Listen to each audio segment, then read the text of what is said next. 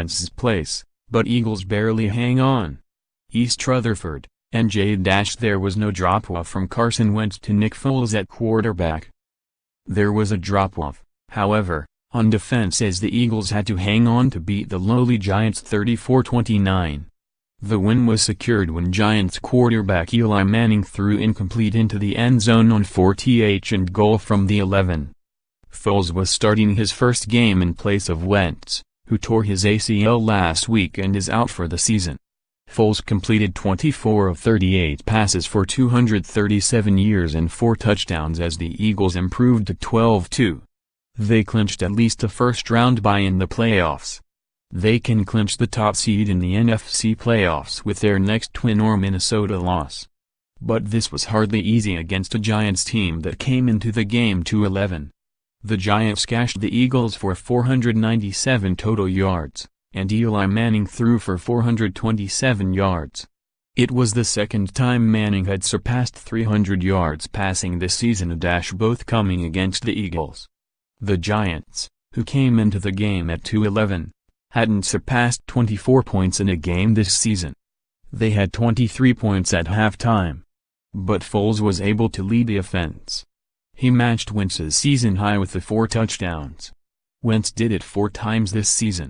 Nelson Aguilar led the Eagles with 7 receptions, but for 59 yards. The defense, however, continued to struggle. The Giants scored touchdowns on their first 3 possessions reach at least 75 yards. Through the first quarter, they had 151 yards of offense. The Eagles came into the game allowing an average of just 294 yards per game. The Giants surpassed that total by halftime. It only got worse to start the second quarter when Manning dumped the ball off to Sterling Shepard, who broke a tackle, then went down the sideline for a 67-yard TD. That gave the Giants a 27 lead with 13:44 left in the second quarter. The Giants' highest point total in a game this season was 24 points. Eagles, Foles hopes to overcome NFL history. Eagles, several who need to step up to support Foles. The Eagles' only score during that time came on their first possession when Foles hit Alshon Jeffrey from 3 yards out. The Eagles sputtered after that. That is, until the defense bailed them out. Ronald Darby intercepted Manning and returned the ball 37 yards to the Giants' 20 midway through the second quarter. Foles hit Zach Ertz from 10 yards out and the Eagles were back to within 6 points. Then Camu Grugier-Hill blocked Brad Wing's punt, setting the Eagles up at the Giants' 18. The Eagles scored on Foles' 13-yard TD pass to Trey Burton, and the Eagles were back in front 21-20. But both teams were far from finished. Foles hit Aguilar from 10 yards out as Aguilar leaped to snare the ball away from a Giants defender, giving the Eagles a 31-23 lead with 5:47 left in the third quarter.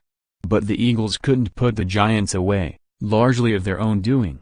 The Giants had lined up to punt the ball away on the next possession, facing a 4th-and-4 from New York's 26.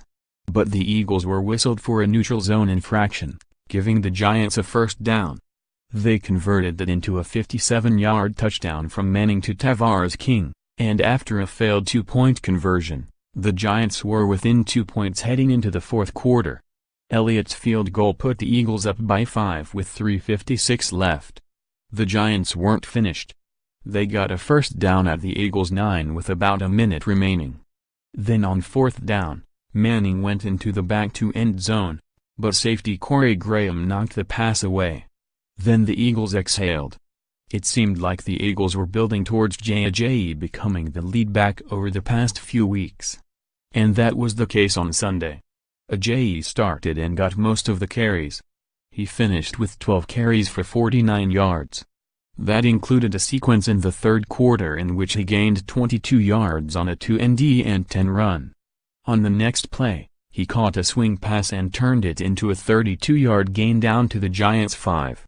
LeGarrette Blount, meanwhile, was the last of the 4 running backs to get the ball. He had 21 yards on 7 carries. Camu Grugier-Hill continued to come up big on special teams for the Eagles.